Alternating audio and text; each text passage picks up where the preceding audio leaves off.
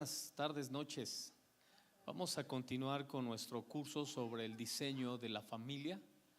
Hemos estado aprendiendo la importancia de los diseños de Dios para todas las cosas.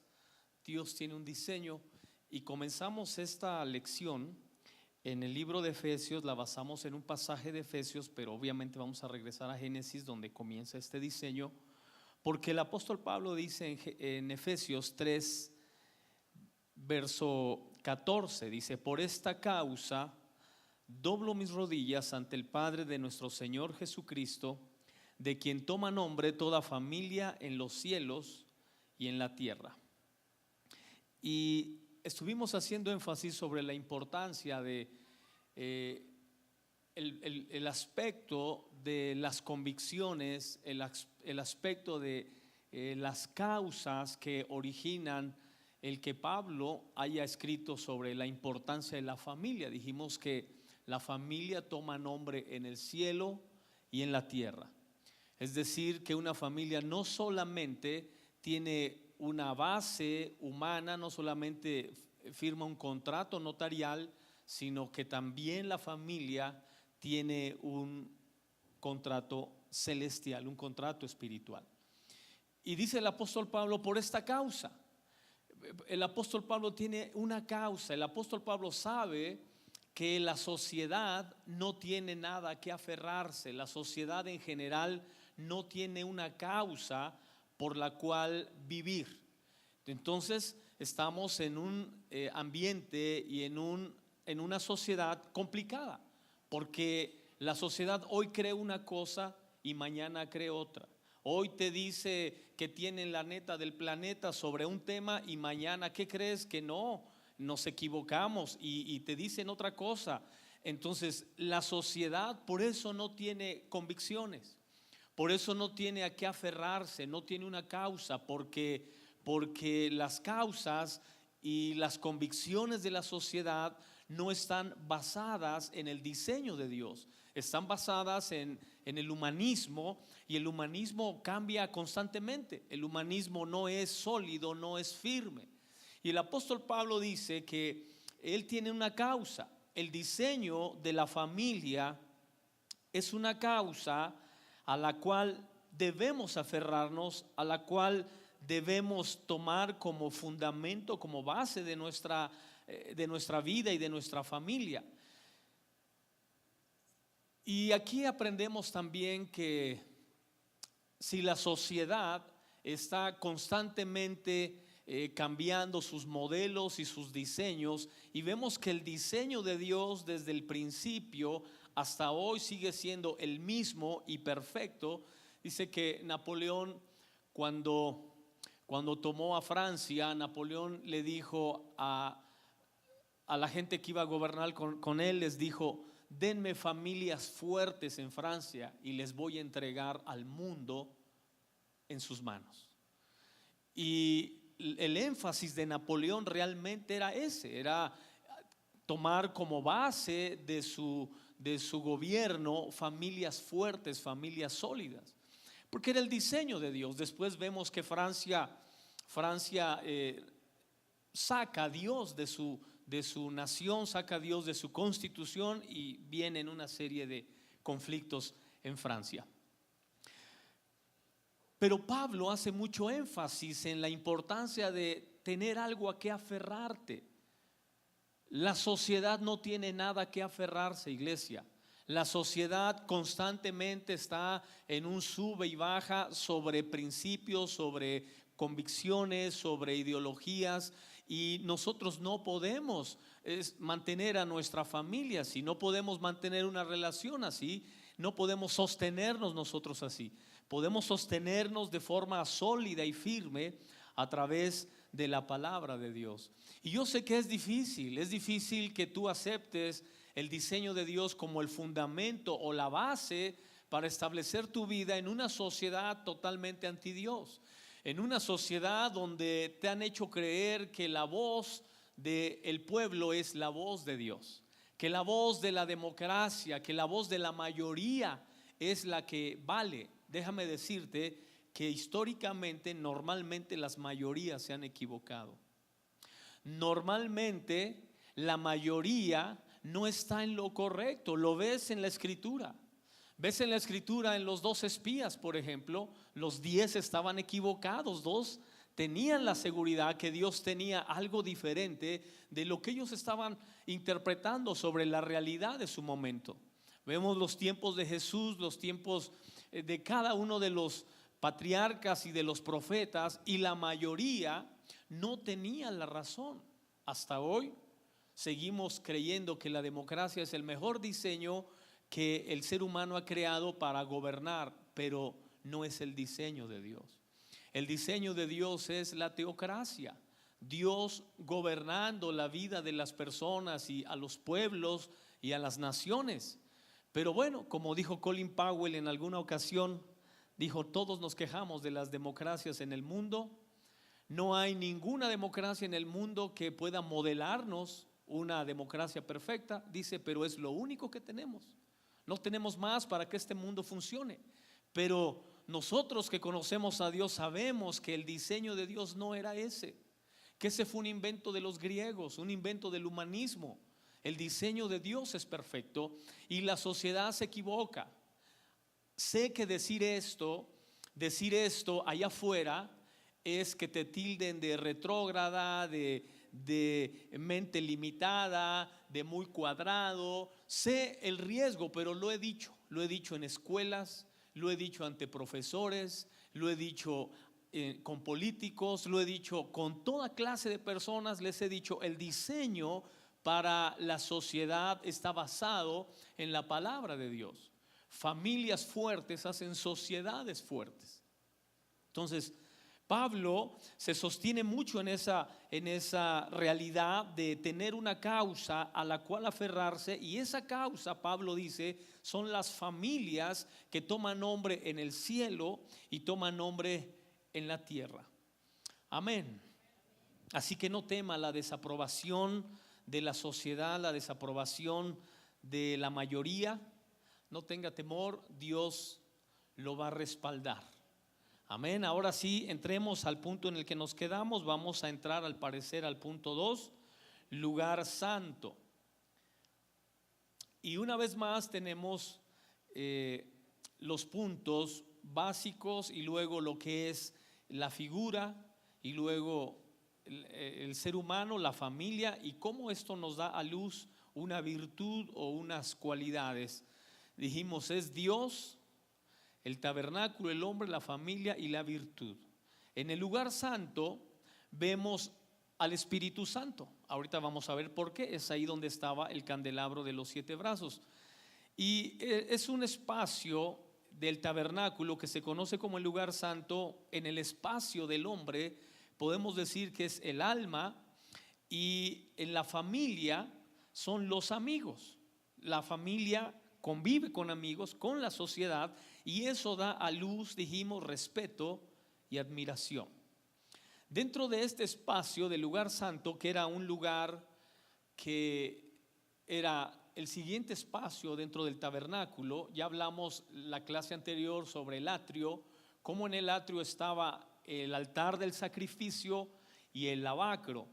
Era un lugar donde el sacerdote, de alguna manera tipificando, ejemplificando al papá, a la mamá, son los que hacen la labor de hacer todo el ritual del sacrificio. Pero estaba el lavacro también, donde hablamos sobre la importancia de lavarnos con la palabra de Dios, con la sangre de Cristo, tanto nosotros como nuestros hijos. Y en el lugar santo se encontraban tres cosas tan importantes como las anteriores. La primera era que en el lugar santo se encontraba la mesa de los panes. La mesa de los panes, dentro del diseño, Dios le había dicho a Moisés que en esa mesa se pusieran 12 panes. 12 panes que tenían que ver con las 12 tribus de Israel. Entonces en la mesa todos los días se cambiaba ese pan, se ponía pan fresco, y hablaba de las 12 familias que eran obviamente las familias originales de Israel, o donde comenzó toda la nación de Israel. Entonces, el 12 es figura de orden. Dos cosas tiene que ver el 12, tiene que ver con orden. Primero, los padres tienen que poner orden en la familia. Orden en la familia también tiene que ver con gobierno, ahorita lo vamos a ver, pero el orden en la familia es fundamental. No nos gusta mucho el orden, no nos gusta mucho a las personas que se nos diga qué se tiene que hacer y qué no. Mayormente cuando somos jóvenes, inexpertos, inmaduros, creemos que la vida tiene una forma de vivirse totalmente ilusoria, fantasiosa. Después la vida a todos nos corrige, nos pone en nuestro lugar y nos muestra que tú no vas a inventar el hilo negro de cómo se vive, que ya hay una forma de llegar a tu destino si quieres llegar, o de terminar en algún rincón de la vida sin haber logrado nunca nada. Entonces la vida funciona con orden. Y no importa, en alguna ocasión hablamos aquí en relación a los niños, no importa en cualquier parte donde los niños se encuentren, ya sea en un parque, en una plaza comercial, en una escuela, en la casa del vecino, hay un orden. Hay una forma en la que las personas establecen la forma de interactuar. Y yo no puedo ir por la vida pensando que la vida funciona sin orden. Y hemos dicho, Dios es un Dios de orden. Déjeme decirle algo, como iglesia, si hay algo evidente en un lugar, en una vida, en una familia donde no está el Espíritu de Dios, es un lugar donde hay desorden. Escuche lo que le estoy diciendo. Dice la Escritura que la tierra estaba desordenada y vacía. No estaba el Espíritu de Dios, no se movía. Yo le digo a mi iglesia, cuando me invite a su casa, piénselo 2 veces. Porque donde yo llego y veo desorden, lo primero que hago es poner orden. Y lo hago porque yo quiero que Dios bendiga esa familia, ese hogar, a esa persona, a ese negocio. Donde hay vacíos materiales, económicos, emocionales, espirituales, es porque no está el Espíritu de Dios. El Espíritu de Dios, donde llega, Él pone orden y llena el lugar. Entonces, el orden es un principio fundamental en la palabra de Dios y es fundamental en el diseño de la familia. La familia funciona así. Por eso es que la mesa de los panes eran 12, tenía que ver con orden. ¿Por qué el 12 es número de orden? Bueno, porque tú ves que Dios estableció así la forma en la que funcionará el mundo. Tenemos 12 horas de día, 12 horas de noche, tenemos 12 meses, ves en la Escritura 12 patriarcas, ves 12 apóstoles, etcétera, etcétera. Y puede uno entrar en muchos aspectos sobre cómo la Escritura te habla que el 12 es número de orden. En la familia tiene que haber orden. Los hijos tienen que aprender la importancia del orden. Amén.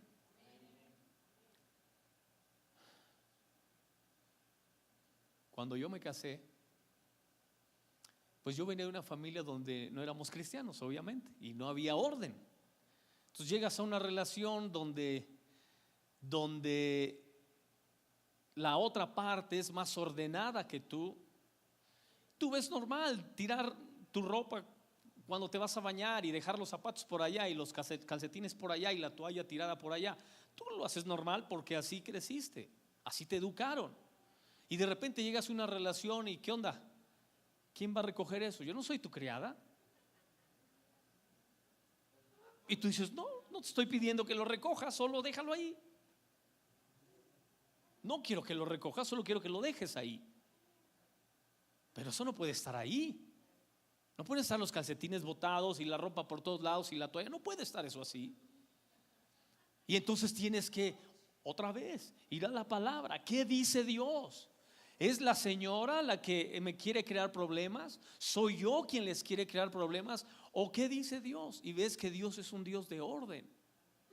Y entonces eres tú quien tiene que tomar la decisión de permitirle a Dios que te bendiga en tu relación, que bendiga a tu familia, o que el Espíritu Santo esté siempre contristado y esté al margen.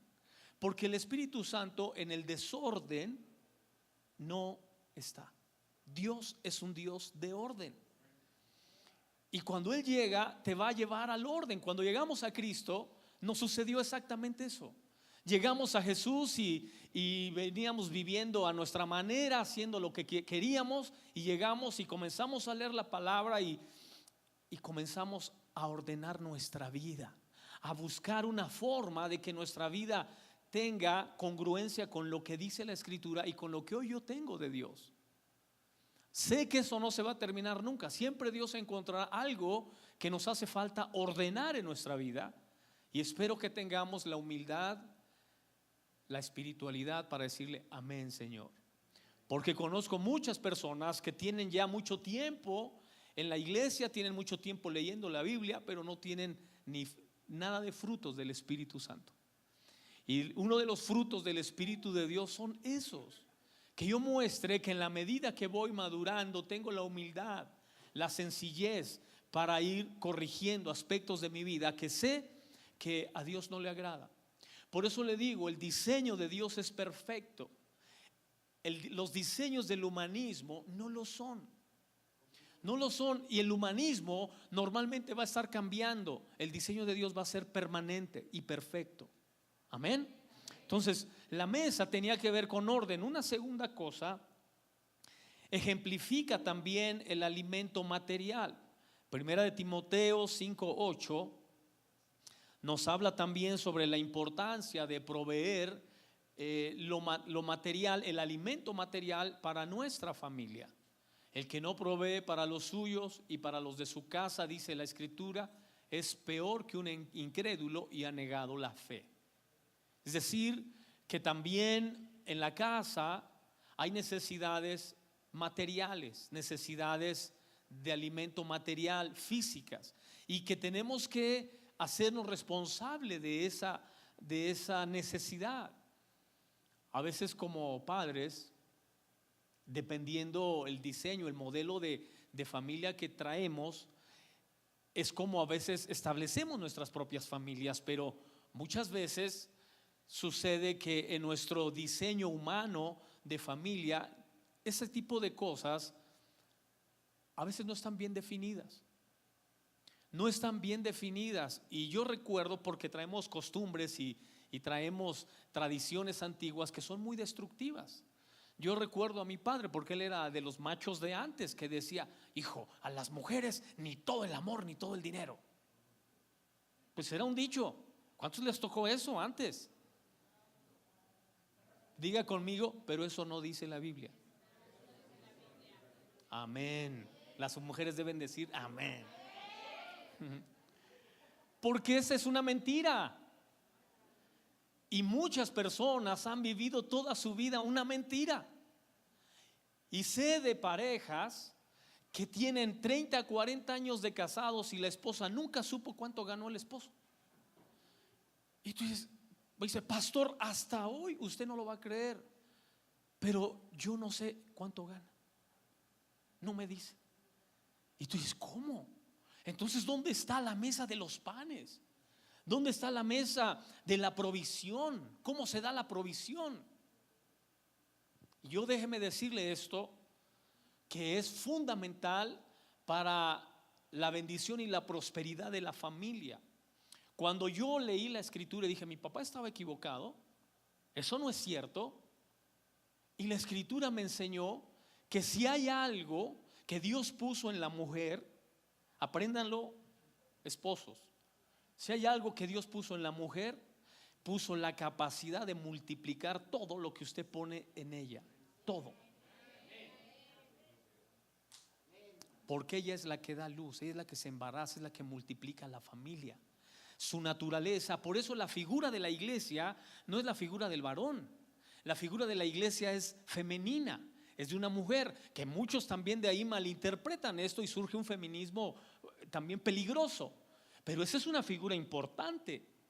¿Por qué? Porque la iglesia, tú le das a la iglesia 2 horas y la iglesia te devuelve una semana de sanidad y de prosperidad y de bendición. Le das a la iglesia tu diezmo y la iglesia te devuelve prosperidad financiera en tu casa.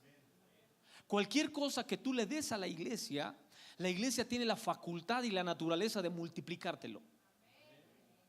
Así que usted no viene a perder el tiempo, usted no viene a sembrar en tierra infértil, usted no le da nada a la iglesia que Dios no se lo devuelva multiplicado. Entonces la mujer en su naturaleza está el multiplicar.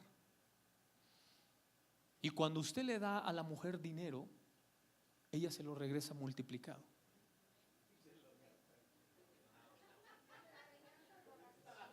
Mire lo que le estoy diciendo. Usted dele a un hombre dinero y llega al fin de la quincena, se lo gastó y tiene un adeudo de un 20%. Dele a una mujer, no se lo gasta y le hace un ahorro del 30%.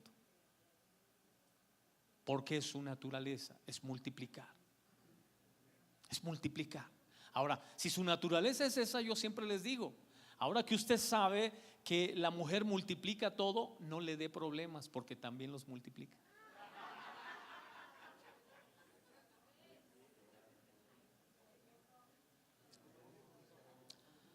Amén.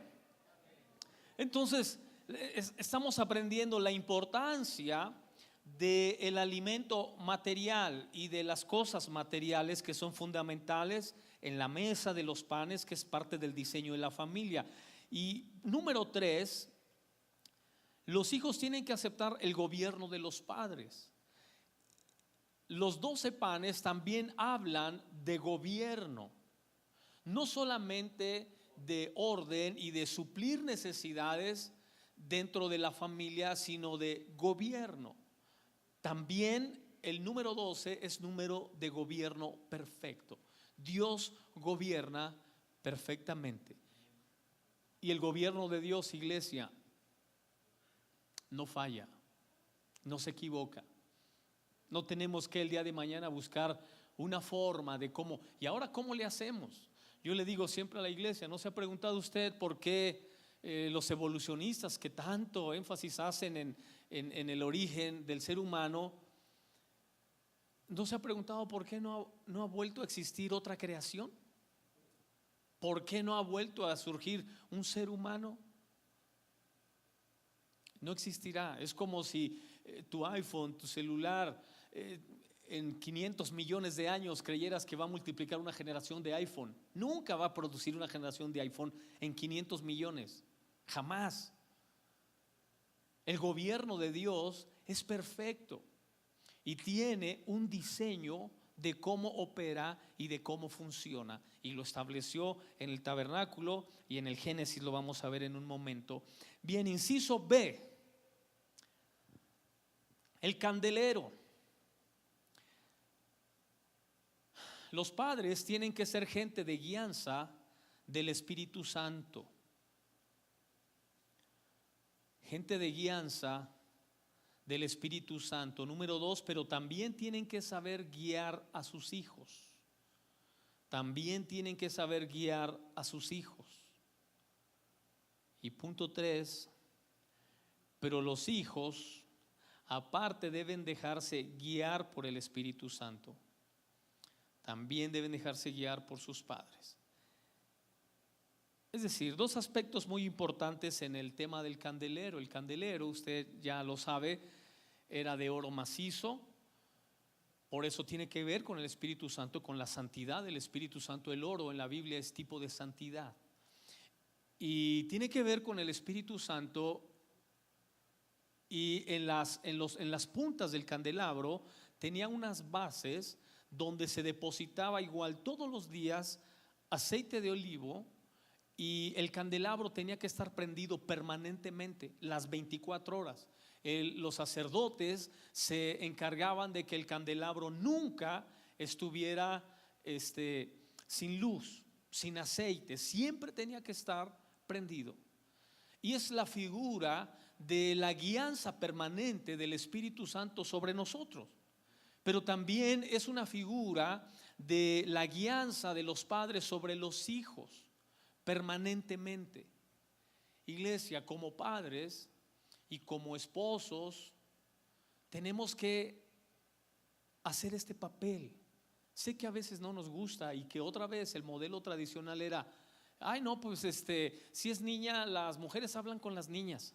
Si es varoncito, los hombres hablan con los varoncitos. Y eran ideas que eso no dice la Biblia. Y entonces el papá nunca podía hablar con la hija de temas que tenía que hablar con ella, porque la idea era de que no, esos temas los tiene que hablar con una mujer. Y si la mujer, hermano, es más ignorante que usted, ¿se va a quedar la niña peor que ella? No, tiene que abordarlos usted y tiene que ser un guía usted para esa niña. Si no sabe, aprenda, estudie. Y si la mamá tampoco sabe, también aprenda sobre los varoncitos. Y también usted le puede enseñar a los varoncitos cosas que tienen que ver con su masculinidad. Es tan importante que los niños varones tengan una imagen de su masculinidad correcta, no transmitida muchas veces única y exclusivamente por la imagen paternal, sino también por la mamá. Como la hija tiene que tener una imagen femenina también transmitida por el papá, cómo el papá interpreta la feminidad, no solamente a través de la mamá, sino los dos.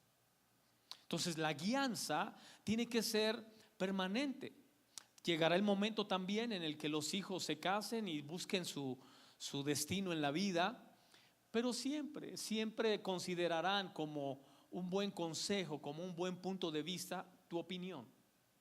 Ahí es donde tú tienes que estar conectado con el Espíritu Santo, para que el Espíritu Santo te hable, te guíe, te dirija. ¿Qué decisión debe tomar tu hijo? Si está bien, si es correcto cambiar de trabajo, si la relación en la que está es sana o no es sana, si le ayuda o no le ayuda, y que tú le puedas dar un buen consejo. Y no que solamente le des consejos a veces viscerales, a veces humanistas, intelectuales, sino ¿qué dice la palabra? Amén. Iglesia, 8 de cada 10 matrimonios en Latinoamérica se divorcian todos los días. 8 de cada 10, o sea que ya estamos así al borde de que esto se colapse, porque en cuanto lleguemos al 100%, esto se va a colapsar. Y cuando se colapsa una sociedad, cuando se colapsa un pueblo, una nación, iglesia, ya no hay más. Surge la anarquía y entonces comienza ahí el retroceso. El ser humano ya no evoluciona, involuciona y todo es para atrás, para atrás, para atrás. Y ya no vas hacia adelante y la sociedad ya no puede avanzar después de un colapso así. Entonces, estamos hablando de momentos cruciales, posiblemente preapocalípticos. Porque en los 40, para que se dé una idea, en los 40 era el 1%. El 1%. En los 40 era el 0.5% de mamás solteras. Hoy estamos hablando de 6 de cada 10 son mamás solteras o papás solteros, que los niños solo tienen un papá o una mamá. El 6. Es decir, estás hablando que en los 40, en 60 años, 70, esto se está a punto de colapsar. Y repito lo que dijo Napoleón. Napoleón le dijo a su gente: denme familias fuertes y les voy a entregar el mundo en sus manos. Y Napoleón conquistó casi todo el mundo en su momento. Las familias fuertes son lo que hacen una sociedad fuerte. ¿Por qué? Porque tienes algo siempre a que aferrarte. Cuando no tienes nada que aferrarte, cuando no tienes una causa que aferrarte, hoy crees una cosa, mañana otra, hoy tienes algo, mañana no lo tienes, hoy eres algo, mañana eres otra cosa. No hay nada por qué luchar, nada por qué aferrarse. Y no podemos permitir que las cosas lleguen ahí. ¿Cuántos dicen amén? Entonces la guianza del Espíritu Santo debe ser constante y permanente hacia nuestros hijos. Papás, esposos, esposas, aprendamos esto, es fundamental. Guiar significa acompañar. No confunda acompañar con asfixiar. No confunda abrazar con asfixiar. Porque muchos entienden, es que es mi deber, pastor. Si tu deber es guiar, no controlar ni manipular. Tu deber es guiar. Y cuando ya son mayores de edad, seguirá siendo siempre tu deber la guianza, siempre. Pero con el Espíritu Santo, no la tuya. De repente escuchamos a los hijos llegar a casa y decirnos, es que me trata mal mi esposo, es que me trata mal mi esposa. Y a nadie nos gusta eso, que nos traten mal a nuestros hijos, a nadie. Pero lo que usted tiene que hacer es someter el coraje, el enojo humano a la guianza del Espíritu Santo y decirle, mija, vamos a orar, mija, busca la guianza de Dios a través de la palabra. Mi hijo, no reacciones humanamente, déjate guiar por Dios. No reaccione usted, no, sí, hijo, si te hizo él una, hazle tú dos, y no te dejes, y hazle tú, y no. Eso es lo que tiene de cabeza la sociedad, que todo lo que hacemos parte del humanismo. Y el humanismo es así.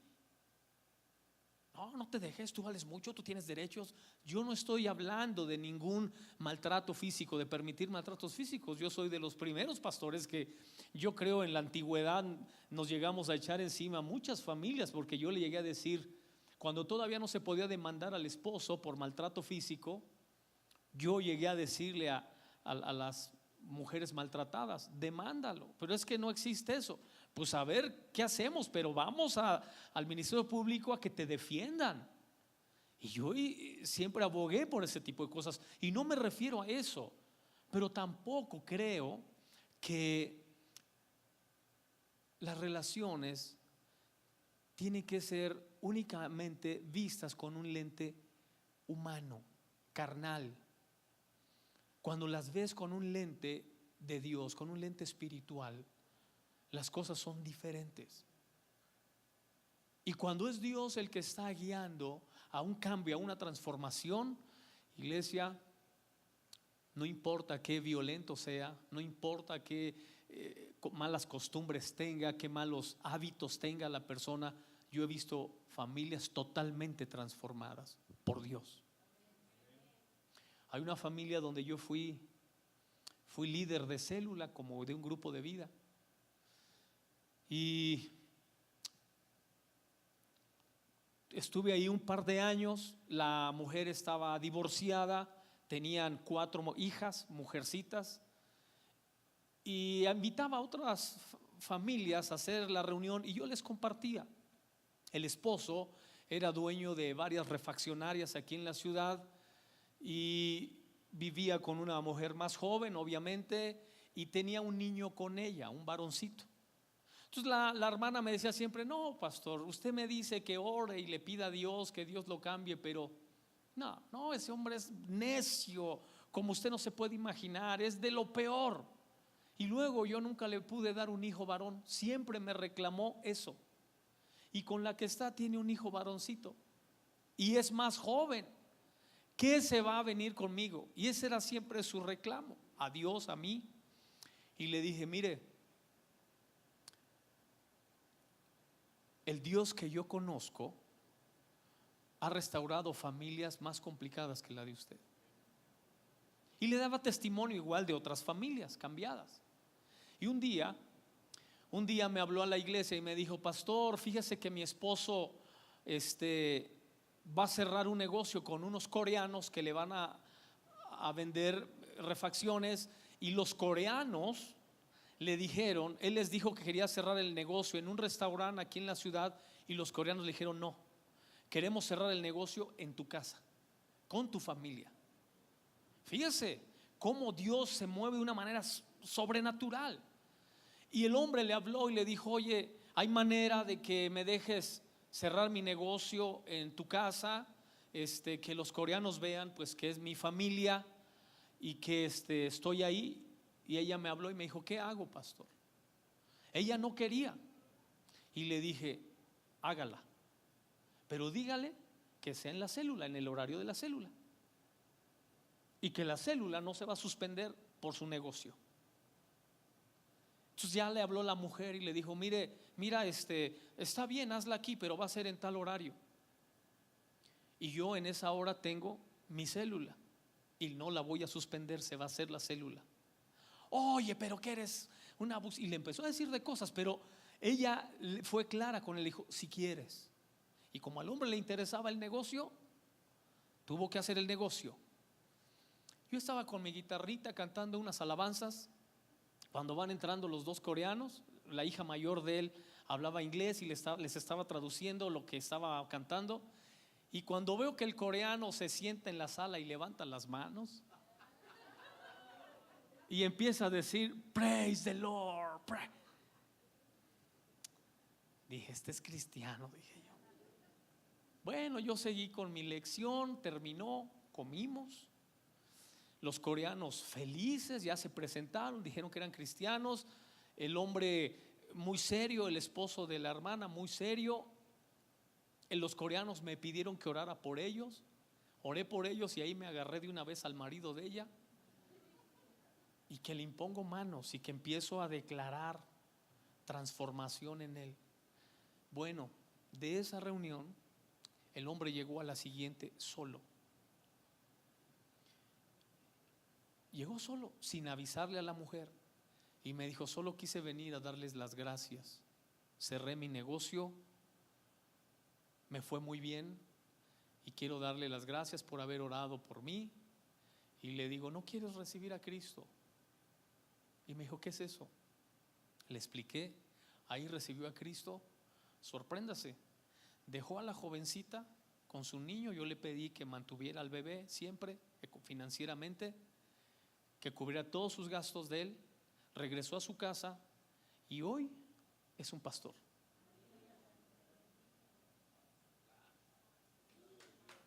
Amén. 3 de sus hijas casadas con pastores. La hija de su hija menor se casó con Timios, el hijo de Timoteo. La más chica es su esposa de él y ustedes lo conocen. Y 3 de sus hijas esposas de pastores. Y le digo algo, Dios, su diseño es perfecto. Dios, cuando te guía a hacer algo, hazlo. Sé que hay cosas que no vas a entender. Escuche, el Espíritu siempre hace y dice cosas que la mente no entiende, que la mente está limitada para comprenderlo. Pero déjate guiar por el Espíritu de Dios. Y cuando vas a aconsejar, sé que a veces decirle a una hija, decirle, aguántale un momento más, aguántale una etapa más, aguántale unos meses más, sé que no es humano. ¿Por qué? Porque cualquiera te dice, como tú no estás ahí, como no es a ti a la que te habla así, como no es a ti a la que te trata así. Pero si es el Espíritu de Dios que te está diciendo, dale tiempo, déselo. Dios va a hacer algo en personas, por más complicadas que sean. Inciso C, el altar del incienso. Los padres y los hijos deben ser gente de oración y de comunión. Esta era la tercera cosa que había en el lugar santo, el altar del incienso. El altar del incienso era un lugar donde, un espacio donde se ofrecía incienso quemado que producía un aroma agradable, pero que tenía que ver, la escritura se refiere al altar del incienso como las oraciones justas de los santos. Tenía que ver con la intercesión, tenía que ver con la oración. Y la intercesión, la oración tiene también un diseño de Dios. No voy a profundizar mucho en ello, pero sí quiero que aprenda la importancia del altar del incienso. ¿Cómo es que en familia oramos, cómo es que en familia buscamos a Dios, cómo es que en familia nos relacionamos para conocer a Dios. Y el altar del incienso tenía esa labor de la intercesión de unos por otros. Iglesia, la mejor intercesión, uno de los modelos de intercesión, hay muchos en la Biblia, pero uno de ellos, que es uno de los modelos para mí más importantes, es el modelo que usa Abigail. Abigail hizo un modelo de intercesión. Déjeme le recuerdo a usted esto. Abigail era esposa de un hombre, ¿mandé? De un hombre que era horrible como muchos de los esposos de ustedes, que eran antes. Yo un día les compartía a puros hombres, me invitaron a una reunión de puros hombres a predicar y fui. Y les digo, ¿saben por qué no me hubiera gustado haber sido a mi mujer? No porque es el sexo débil, no porque las mujeres son femeninas por sus no, ¿saben por qué no me hubiera gustado haber sido mujer? Porque qué tal si me hubiera tocado uno de ustedes como esposo. Así les dije, y a la salida casi me apedreaban los hermanos. Pero el Nabal, solo en el nombre, como decían las abuelas, en el pecado llevaba la penitencia. Porque Nabal significa necio, necio, tonto. Yo no sé quién le pueda poner a un hijo eso, pero en la Biblia ves unos nombres que yo siempre les digo a los papás, investigue qué significa el nombre. Pero eso significa Nabal, tonto, necio, en inglés estúpido. Imagínate hablarle a tu hijo así, oye, ven. No, como que no, ¿verdad? Y dice la escritura que David había ayudado a Nabal en muchas ocasiones, lo apoyó y lo ayudó. Y un día David tuvo necesidad y le mandó a decir a Nabal con uno de sus siervos, ve y dile a Nabal que no tenemos comida, que tenemos ya varios días que la estamos pasando difícil, si nos puede él apoyar. Nabal era un hombre acaudalado, rico. Y fue el siervo y le dijo, dice David que si lo apoyas con alimento, que la está pasando difícil. Y dice la escritura que el Nabal le mandó a decir a David, ¿quién es David? Dile que yo ni lo conozco, ni sé quién es, no le doy nada. Y regresó el siervo. Y cuando le dijo a David que ni lo conocía, David dijo, ensillen los caballos, vamos contra Nabal y su familia, vamos a destruir todo y nos vamos a quedar con todo. Y le llegó a oídos como un pajarito, le mandó a decir a Abigail, a la esposa de Nabal, viene David con su ejército y los va a destruir a todos, los va a hacer pedazos. Dice la Biblia que la Abigail se agarró unos burros, los llenó de alimento y salió a encontrarse con David. Aprenda la intercesión, porque ella va a interceder a favor de un tipo de lo peor, un tipo cabezón, o sea, va a interceder por una causa perdida realmente. Porque ¿qué iba a hacer desistir a David? Nada. David, dice la escritura, que se había llenado de furor, de enojo. Y va y en el camino se encuentra con Abigail, y Abigail hace algo que nadie había hecho nunca antes con David. Se postra en tierra, lo primero que hace, se postra en tierra y le dice, mi señor el rey. David todavía no era rey ni era señor, era un fugitivo, estaba huyendo de Saúl. Y ella se postra y le dice, mi señor el rey, no tome en cuenta lo que su siervo Nabal dijo, y si es así, sea sobre mí su culpa y su pecado. Escuche, la verdadera intercesión, la intercesión que toca el corazón de Dios, del rey, es cuando te echas tú la culpa, cuando no es tu culpa.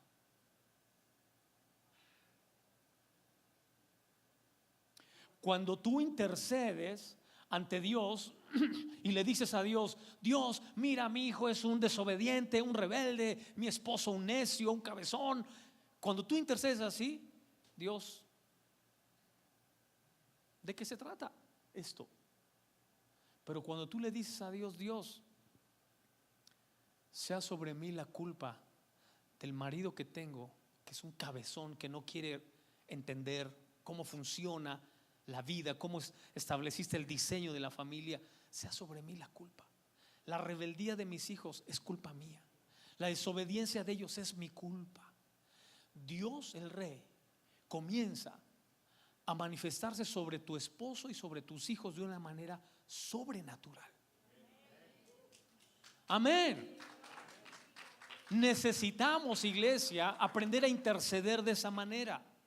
Que el altar del incienso sea un altar donde tú has aprendido a interceder, pero no de la manera religiosa como todo mundo lo hace, culpando y quejándose de los demás, sino echándote la culpa tú. Es mi culpa. Sea sobre mí lo que vaya a ser sobre mis hijos, sea sobre mí, Señor. Si mis hijos han hecho algo incorrecto, inapropiado, sea sobre mí. Aleluya. ¿Cuántos como padres queremos que nuestros hijos no sufran y que no pasen momentos terribles que nosotros pasamos? Pues nunca le diga a Dios: mira, mi hijo rebelde, desobediente, grosero. No, dígale a Dios: Dios, sobre mí sea su culpa, sobre mí sea su culpa. Dice la escritura que cuando el David vio a Abigail, no la podía creer. ¿Cómo le puedes bajar el furor al rey cuando iba decidido a terminar con la casa de Nabal, sus hijos y su familia y todo lo que tenía Nabal, solamente a través de una intercesión que tocara su corazón? Iglesia, yo creo que hay muchas cosas, por eso yo no creo en lo que el hinduismo cree, en el famoso karma, que tienen que vivir y pasar cosas por lo que hicieron. Yo creo que vamos a llegar al cielo y le vamos a decir: Señor, gracias, gracias, porque yo merecía esto y hasta el infierno, y tú no me dejaste pasar nada de eso por tu gracia. Y a veces nosotros pensamos así: era su karma, era su destino, porque hizo esto, vivió así, porque fue grosero, porque fue esto y aquello. Iglesia, eso merecía Nabal, pero la intercesión de esta mujer frenó el juicio sobre él. Yo creo que muchos de nuestros hijos van a cometer errores, se van a equivocar, pero nuestra intercesión puede frenar muchas cosas que pudieran vivir y ser dolorosas para ellos. Amén. Así que la intercesión de Abigail, aquí quisiera usarla para eso, como un modelo en el altar del incienso. En la escritura encontramos otros modelos de intercesión y de oración. Quédese con ese, porque estamos hablando de la familia. Y en la familia, cuando se trata de que las cosas mejoren y que cambien, no se trata de culparnos, no se trata de sentarnos a la mesa y señalarnos, se trata de ir a Dios y decirle a Dios que las cosas que pasan es responsabilidad nuestra, aunque a veces no lo sea. Con mayor razón cuando sí lo es. Amén. Yo a veces he generado en mis hijas comportamientos que a veces les he reclamado: ¿por qué eres así? Un día un joven me reclamó y me dijo: oye, qué grosera es tu hija. Un joven de la iglesia. Y le dije: ¿cuál de todas? Casi le digo: todas, ¿verdad? ¿Cuál de? Ya me dijo: ¿cuál? Y le digo: ¿por qué? Y me dice: yo me le estaba quedando viendo así, y para decirle algo bonito, y volteó y me dijo: ¿qué me ves? ¿Qué estás tonto o qué? Y le dije: ya, perdónala, le dije. No, es que yo soy así muchas veces. Y a veces esos comportamientos que no nos gustan los tenemos nosotros. Y le digo: es mi culpa, no es la de ella. habla bien con ella y dile que le querías decir algo bonito, y que ella lo tomó por otro lado. Y muchas actitudes que tienen ellas, yo me hago responsable. Yo no les digo, no, es que así es ella y no, yo soy así. Y puedes ayudarles a mejorar si tú lo aceptas primero. Pero si tú te mantienes en una posición necia como Nabal, ahora sorpréndase, después dice la Biblia que el Nabal se murió de un infarto. Bueno, no dice un infarto porque no existía la ciencia para describirlo así, pero dice que se quedó como piedra en la cama. Pues si se quedó como piedra es que se infartó ahí, ¿no? Se le paró el corazón y ahí quedó el hombre. Y ni siquiera David lo tuvo que matar. Él solo se murió de un coraje. ¿Le digo algo? Hay gente que no necesita enemigos. Él es su peor enemigo. Hay gente que no necesitas decir que le vaya mal. No necesitas desearle que le vaya mal. La vida tiene su propio sistema de justicia y se encarga de todo. Así que no te metas en problemas, pero sí aprende a interceder como lo hizo Abigail. Amén. Bien, sigamos. Todo esto se logra teniendo respeto y admiración. Si no, ¿cómo se dejarán guiar los hijos por alguien si no lo admiran, si no quieren ser como él? Esto se logra con la amistad dentro de la familia. Esto se logra con respeto y admiración. Uno de ellos tiene que ver con un valor fundamental, que es el respeto. Déjeme decirle algo que apenas los terapeutas y los psicólogos han concluido después de muchos estudios de estudiar el perfil de los psicópatas, de los multihomicidas. Han descubierto algo. La mayoría de ellos tienen una descripción, una percepción incorrecta de mamá o de papá, o de los dos. Pero el comportamiento está originado por percepciones equivocadas que distorsionan su realidad de las cosas. Eso genera un psicópata o un multihomicida. Y comienza de formas, dicen ellos, muy simples, parecieran inocentes. Cuando un niño empieza a escuchar a la mamá decir, no, tu padre es un loco, o tu padre es un tonto, no logra nada, no es nada, no hace nada, no obtiene nada. Cuando un niño comienza a escuchar todo eso, o viceversa, o que empieza a escuchar al papá hablar siempre, no, tu madre es esto y lo otro, y hace aquí y hace allá. Como tiene una imagen distorsionada, su mente comienzan a flotar cosas en su mente que nunca se estabilizan en él. Y el perfil de ese tipo de conductas y comportamientos se origina por una distorsión desde la niñez de las imágenes que él debe tener más claras en su vida, que es de mamá y es de papá. Literalmente estamos formando un psicópata cuando le estoy diciendo que su padre es de lo peor, que es esto, que es aquello, que es lo otro, que literalmente dicen los terapeutas, con estudios probados, con gente que ha hecho cosas así. Y ahorita en Estados Unidos, yo le decía la clase anterior que los niños en Estados Unidos, según las estadísticas, de cada 10 niños, 3 atentarán contra sus padres en los próximos años, posiblemente hasta con un arma. Precisamente por eso, porque desde niños comienzan a crear psicópatas.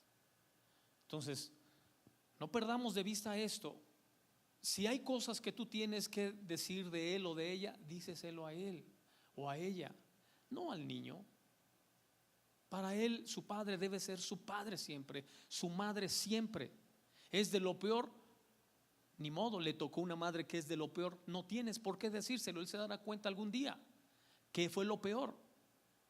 Pero no eres tú quien va a estar formando o deformando una mente sana, una mente limpia, porque ahora está comprobado que nadie nace así, nadie nace como un psicópata. Eso se va cultivando y se va desarrollando en la medida que van creciendo los niños. Entonces, mantengamos siempre el respeto. Si no quieres la admiración, posiblemente no. Pero yo te animo aún que si puedes hacer la segunda milla, y no solamente que respeten al papá o a la mamá, sino que sientan admiración por él o por ella, hazlo. ¿Por qué? Porque eso va a producir en ellos una imagen más correcta de la familia, de una relación de pareja, aunque no sea de lo mejor, aunque no sea funcional, aunque en algún momento viva uno acá y otro allá, pero él se va a quedar con una imagen correcta.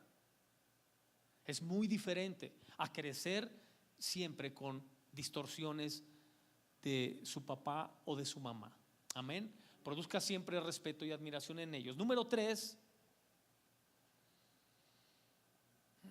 el lugar santísimo. Aquí en el lugar santísimo era la parte más íntima y más profunda del tabernáculo. Está Dios, el tabernáculo, el hombre, la familia, y la virtud más importante y más grande que podamos tener y conocer es el amor de Dios.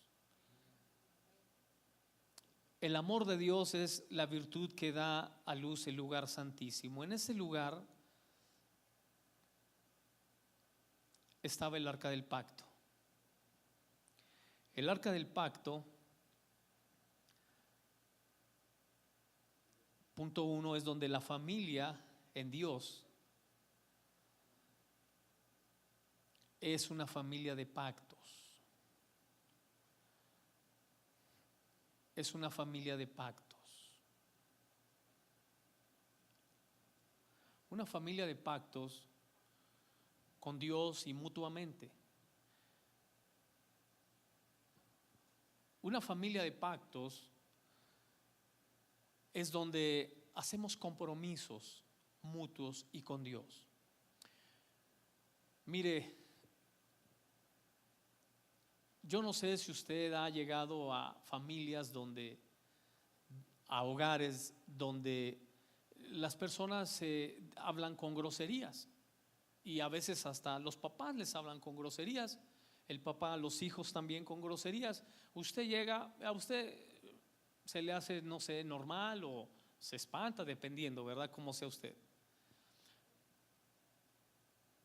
Pero cuando tú haces pactos con tus hijos, yo recuerdo con mis hijas, porque mis hijas fueron a puras escuelas públicas, nunca una de paga, y el ambiente en las escuelas públicas ya te imaginas cómo es, ¿verdad? Entonces, todos los días es lo mismo, el lenguaje era el mismo. Hoy en día ya a lo mejor ya lo controlan más, pero en aquellos años yo recuerdo era siempre a pura grosería se hablaba. Entonces llegaban a casa y entre ellas de repente hablaban groserías. Entonces un día las senté y les dije: a ver, vamos a hacer un pacto. Yo sé que ustedes son niñas y sé que en su escuela todos hablan así. Primero, a mí nunca me han oído hablar así, ni a su madre le han oído hablar así. Y vamos a hacer un pacto. Aquí en casa nunca se va a hablar así, nunca. Hasta hoy nunca se habla una grosería en mi casa, nunca. Y en las escuelas y ahora en los trabajos y en lo que hacen, siempre el ambiente ha sido así. El lenguaje que tú quieres en tu familia, el tipo de relación que tú quieres tener, el tipo de actividades que quieres que se den, las cosas que quieres que pasen, son el resultado de la manera como hacemos compromisos. Le recomiendo que, bueno, no le recomiendo, le dejo de tarea, la puede encontrar ahora en internet o la puede conseguir a lo mejor hasta en una librería, la película Te di mi palabra. Es una película de la asociación Billy Graham. No recuerdo los actores. A lo mejor sí en Netflix, no sé bien, pero sí la puede localizar. Te di mi palabra. Y es la historia precisamente de una relación de familia y de una pareja donde la mujer comienza a enfermarse hasta terminar en una silla de ruedas Y el hombre sigue con ella, tiene sus crisis, sus luchas, porque él todavía puede tener vida de otras maneras, de otra forma. Pero un día le dice a la mujer: yo un día te di mi palabra, un día hice un pacto contigo, un día hice un compromiso contigo, que iba a estar contigo hasta el final. Y le dice: aquí estoy. Y está con ella gran parte de su vida. Él la lleva en silla de ruedas, él la baña, la cambia, porque es una enfermedad degenerativa en ella. Y por eso la historia se llama así: te di mi palabra. Porque muchas de las cosas que hacen que funcionen las relaciones y que funcione la familia, es la fidelidad a los pactos o a los compromisos que hicimos un día. A veces no es ya el atractivo de la señora, no es el atractivo del señor, no es a veces lo bueno que son los papás o lo bueno que son los hijos. No, porque dejarán de serlo, porque cambiarán, porque las personas cambian a través del tiempo. Pero ¿sabes qué es? Es que un día les dimos nuestra palabra y les dijimos: aquí vamos a estar, a tu lado siempre, cuando tú quieras que estemos, ahí estaremos. Y lo que te mantiene ahí es una promesa, es un pacto que un día hiciste. No hay algo más, no hay algo más que te mantiene ahí. A veces no es el gusto. A veces me preguntan algunas parejas jóvenes: oiga, pastor, y a los 30 años ya de casado, ¿cómo es la vida? Y usted es igual, padre, es padre igual, es bonita. Los enfoques, las inclinaciones, todo cambia y toman rumbos diferentes, pero es padre, es bonito. Oiga, y me hacen preguntas así sobre cosas ya de gente mayor. Y le digo algo: muchas cosas que suceden en las relaciones son totalmente ya longevas, son totalmente distintas a cómo empezaron. Y lo que las mantiene ahí es una promesa, es un pacto. ¿Por qué? Porque yo, si quiero, no llego. ¿Quién me obliga? A nadie. Si quiero, me voy a otro lugar. ¿Quién me obliga? A nadie. Si quiero, vivo como yo quiera y hago lo que yo quiera. Pero yo di mi palabra y estoy ahí. El arca del pacto era la promesa de Dios al pueblo. Dios les dijo: siempre me encontraré con ustedes ahí, siempre. Un día a lo mejor te enfermas y no llegas tú ahí, pero yo estaré, dijo Dios. Un día tal vez tú no tengas ganas de estar ahí. Un día tal vez se te compliquen las cosas y no puedas estar ahí, pero yo estaré esperándote siempre ahí. El arca del pacto era un compromiso de Dios con el hombre, de llegar a la cita siempre, de nunca faltar a la cita con el hombre. La pregunta es ahora para nosotros: ¿faltaremos a nuestra cita con Dios? Iglesia, Dios nunca falta a la cita, nunca. No importa dónde sea. Puede ser en el mar de tus dudas, de tu incredulidad, como Pedro, y Dios llegó a la cita ahí. Puede ser el desierto y Dios estaba ahí. Dios siempre llegará a la cita, porque Él dio su promesa, porque Él hizo un pacto. El arca del pacto representaba esa figura de comprometernos unos a otros a estar ahí hasta el final. Iglesia, los hijos necesitan pactar con nosotros. ¿Para qué? Para que tengan algo a que aferrarse, para que tengan una causa por la cual vivir. Cuando ellos pactan contigo como hijos tuyos, cuando ellos pactan contigo cosas que son parte fundamental de la familia, ellos tendrán algo por qué luchar, por qué aferrarse. Cuando no, hoy son de una familia, mañana de otra. Hoy conviven en un lugar, mañana en otro. Y sus vidas nunca alcanzan la estabilidad. Consecuentemente, nunca alcanzarán la felicidad. El Dios de pactos al que le hemos creído nos enseña como parte fundamental de las relaciones aprender a pactar. En la familia debe estar presente la presencia de Dios. Esta arca estaba cubierta por dos querubines como tipo y figura de papá y mamá. Los dos querubines se encontraban encima de la tapa del arca con sus dos alas, tocándose las alas los dos, que es figura de hombro con hombro, ala con ala, para cubrir siempre a la familia. Y era de oro, que es tipo de la santidad. Había tres cosas dentro del arca. Número uno, era el maná. Este tiene que ver con el alimento espiritual. Ya vimos los panes, dijimos que tenía que ver con el alimento material, las cosas materiales, pero el maná venía del cielo. El maná era el alimento que Dios le daba directamente al pueblo de Israel.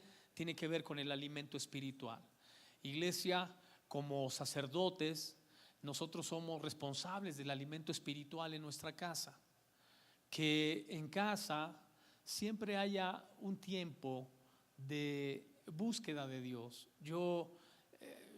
Una de mis hijas, la casada, vive en un departamento al lado de nosotros, y de repente oigo la alabanza, todo lo que da, la música, todo lo que da está la alabanza.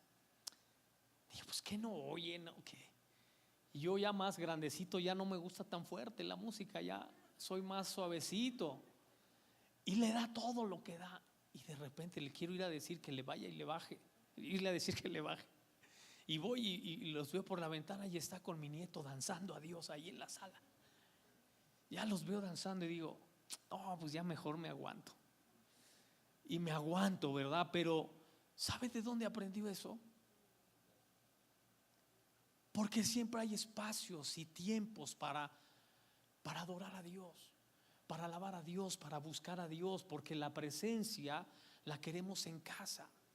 Y tenemos que hacer esos espacios para que la presencia esté ahí. Ellos van a aprender eso de nosotros. Si nosotros en casa, en lugar de adorar a Dios, nos ponemos depresivos, no nos queremos levantar,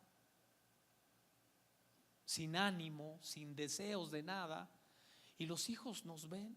Yo le digo a mi esposa, prohibido que en casa haya medicamentos en la vitrina, medicamentos en la barra, medicamentos en la mesa, en la estufa.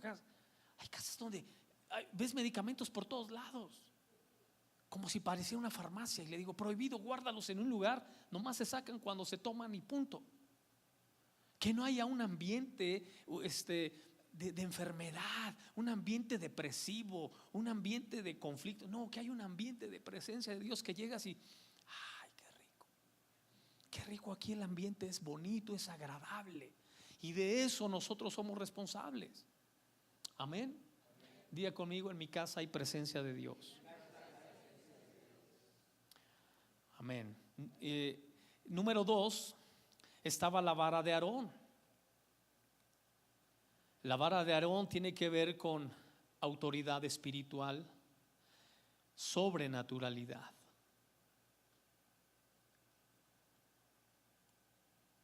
Autoridad espiritual. Y número 3, tablas de la ley. También en el arca estaban las tablas de la ley. Solo los sacerdotes entran ahí, una familia. Las tablas de la ley tenían que ver con el diseño de una familia, y los sacerdotes eran los que entraban ahí y conocían este plano dado por Dios a Moisés, este diseño dado por Dios a Moisés sobre la familia. Iglesia,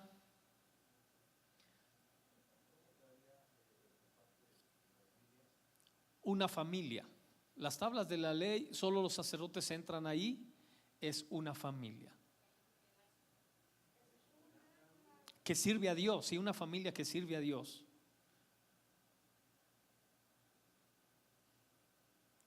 Una familia de sacerdotes, todos metidos en el servicio del altar. Ahí estaba el diseño de Dios en el tabernáculo. Dios les había dejado los planos de una familia conforme a su diseño. Iglesia, el termómetro de una nación es la familia. Es el termómetro que Dios usa para medir el valor de una nación. Es la familia. Por eso la clase anterior le decía que Estados Unidos está a punto de empezar a caer en pedazos. No por los rusos ni por la amenaza del Medio Oriente del terrorismo, porque sus familias están hechas pedazos. Sus familias están totalmente dañadas. Y vamos para allá. México y Latinoamérica va para allá.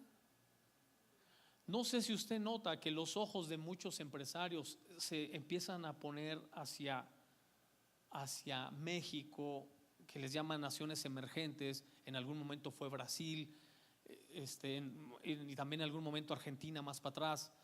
Pero realmente lo que hace que la sociedad mexicana se vuelva atractiva son las familias.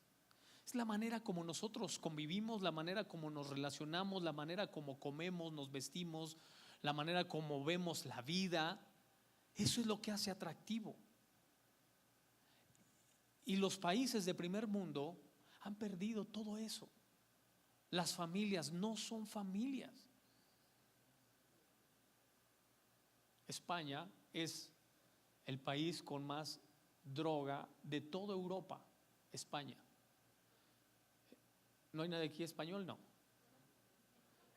El 90% de todos los españoles son neuróticos. El 90% de todos los españoles son neuróticos y usan medicamento psiquiátrico. El 90%. Estamos hablando de una locura. Bueno, podría darle cifras de España, pero lo que quiero que entendamos es que lo que mide a una nación, el termómetro de una nación es la familia. Y aunque el humanismo quiera vendernos la idea de que es que ahora son otros modelos de familia, ahora hay otros diseños de familia, no, señor, el diseño de la familia establecido por Dios es el único que puede sostener realmente a una nación. Amén. Los nuevos modelos de familia, por supuesto que tenemos que convivir con ellos, que tenemos que apoyar, que tenemos que ayudar, que tenemos que redireccionar, sí. Pero tiene que existir una base que pueda direccionar esos nuevos modelos de familia. Pero los nuevos modelos de familia no pueden suprimir el que fue diseñado por Dios, porque entonces no hay futuro. Amén, iglesia. Este es nuestro fundamento.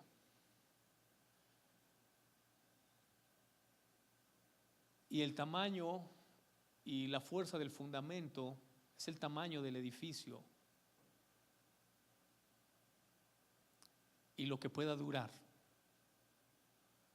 Tener un fundamento de familia establecido por Dios le va a dar la fuerza a tu familia y el tamaño de tu familia que quieras tener, porque tienes un fundamento.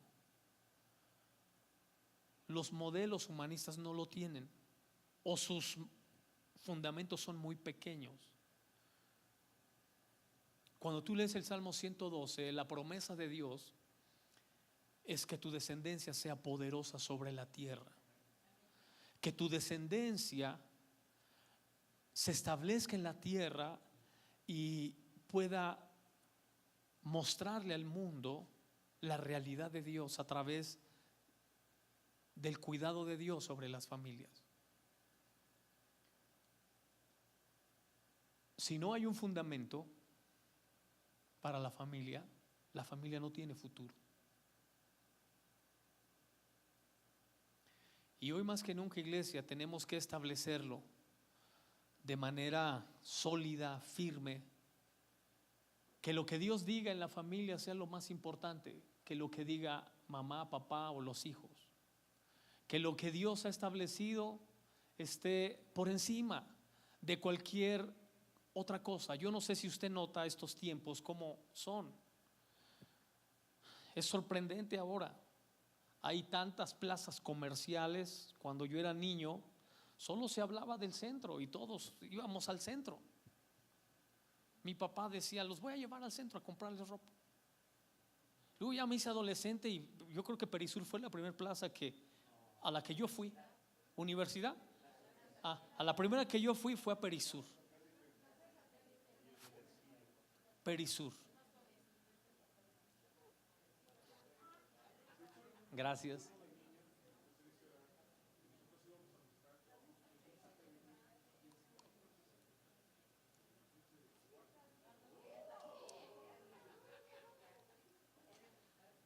Amén.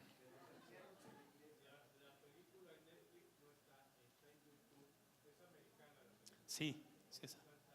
Ajá, sí, con esa actriz. Está en YouTube la película. Ya no batalle. Gracias por su aportación. Ahí la va a ver. Y le animo a que se ponga un paquetito de Kleenex ahí al lado porque le va a tocar el corazón ahí esa película. Te di mi palabra. Yo no sé si usted nota la cantidad de plazas comerciales que hay, la cantidad de marcas de ropa que hay, la cantidad de marcas de coches que hay. Ya no me las sé. Yo antes me sabía todas, hoy ya no, ya perdí. Es una cantidad y una variedad impresionante. Y uno dice: ¿cómo hay tanta variedad para todo? ¿Y cómo seguimos sintiéndonos vacíos, insatisfechos, sin sentido, sin propósito, sin razón de ser? Hay tanto por hacer, pero seguimos sintiéndonos igual o peor tal vez que antes. Tenemos tantas opciones en todo hay una diversidad de opciones impresionante. Pero mientras no hay un fundamento, no importa cuántas opciones nos vendan, comerciales, sociales, relacionales, seguiremos sintiéndonos igual. Lo que hace que podamos estar satisfechos es el fundamento que tenemos sobre el cual construimos lo que Dios nos permite construir a cada quien. Póngase de pie, vamos a orar.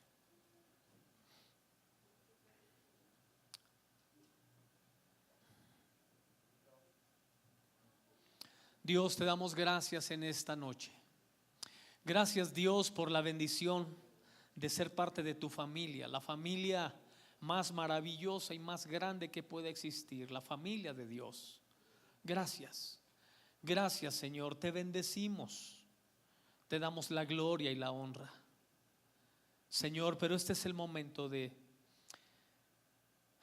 reconocer la necesidad que tiene nuestra familia de ti, la necesidad que tenemos, Señor, del arca del pacto en nuestra familia, de pactar como padres, como hijos contigo, de estar en el altar del incienso ofreciendo intercesión a favor de nuestras familias, de pedir la guianza del candelabro del Espíritu Santo siempre. Dios, gracias. Gracias por tus diseños perfectos en nuestra vida, en nuestra familia. Ayúdanos, Señor, a establecerlos, a establecer el reino que nos veniste a anunciar a través de Juan el Bautista y a través de tu ministerio, Señor. Ayúdanos a colaborar con el reino, estableciendo diseños tuyos en la tierra, en el nombre de Cristo Jesús. Amén.